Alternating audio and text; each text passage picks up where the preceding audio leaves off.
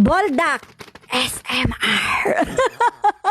Ay gayon po man din ang inasabi ng mga Koreano pagka sila'y nagamukbang ng buldak. Ay buldak nga po ang ating alutuin ngayon mga ka-friendship for today's vlog. At pag nagaluto nga po sila ng buldak ay napakasimple lang, pero yung agawin nga po natin ngayon ay pasarapin nga po natin yan dahil alagyan nga po natin yan ng tinadtad na karne. Ay ang nilagay nga po natin dyan ay karne ng manok, pwede rin naman pong karne ng baboy, bahala na po kayo kung ano ang trip ninyong ilagay. At nilagyan nga din po natin yan ng hiniwa-hiwang kangkong. Ay ari nga lang po ang available na dahong gulay ko din pwede nga po ninyo dyang ilagay din ay repolyo. At lagi ko nga din pong sabi sa inyo, your cook, your rules.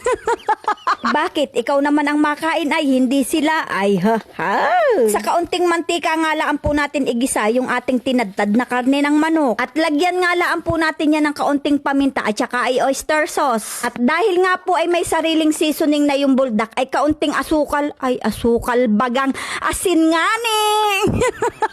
Ay alam nyo po baga mga kaprensi, ang nagapatagal talaga sa pagbo-voice over ay yung nagakamali tapos ay pautal-utal pa, ay nako, ay talagang inaabot ng oras. At nilagay na nga po natin yung ating hiniwa-hiwang kangkong at luto-lutuin nga lang po yan ng kaunting minuto. At ayan nga po, niluto-luto natin yung ating karne ng manok. At dahil nga po yan ay luto naman na, ay atin na nga po yung ahunin. Ay ang sarap nga po na rin pagka binudbud natin dun sa ating alutuin nating buldak. At magpainit naman po muna tayo ng tubig na ating pampalambot dun sa ating alutuing buldak. At ayan na nga po, tama na nga po yung isang buldak dahil nga po ay napakaanghang nito. At ayan na nga po ang ating buldak SMR.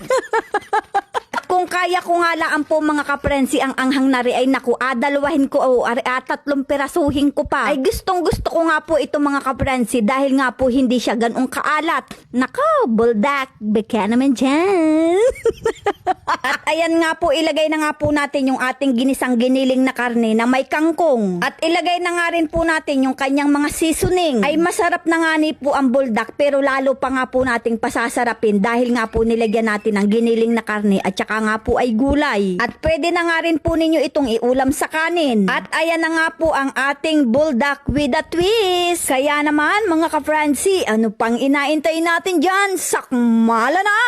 At dahil nga po ari ay buldak, aba ay di tayo ay mag-chopstick din. Ay nako, panindigan na nga po natin yan mga ka-Francie. At nagtimpla nga din po tayo ng 1 basong gatas para nga po ay hindi siya ganon kaanghang. At yung simpleng buldak nga po mga ka-Francie, nung nilagyan pa nga po natin ng ibang lahok, aba ay lalong sumarap. Saka nga ni po ay pag makain kayo ng buldak, abay mag-chopstick kayo para pil na pil nyo talaga na nako, pang Korea nga ni.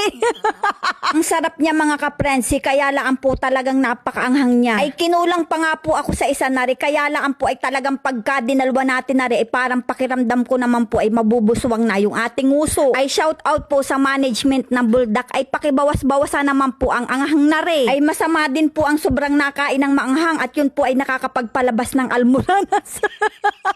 Naghanap nga po ako ng plain lang ay wala po talaga akong makita. Hanggang sa susunod na video mga ka-Francie, maraming salamat!